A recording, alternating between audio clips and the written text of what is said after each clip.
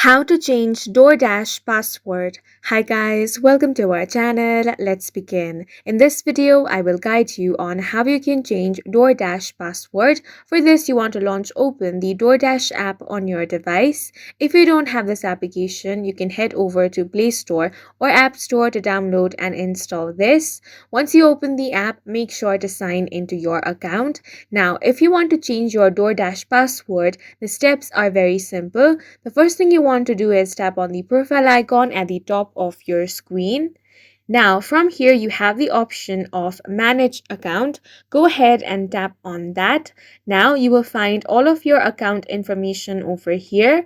If you want to change your password, go ahead and tap on the Change Password option.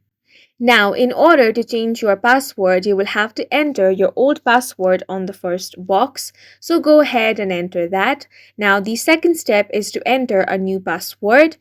Now, DoorDash recommends that the password is at least 8 characters in length. You have to use both uppercase and lowercase letters, and it must use at least one number and special character.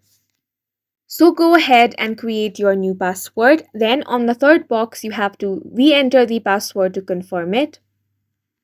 Once that is done, you want to tap on the continue option at the bottom of your screen.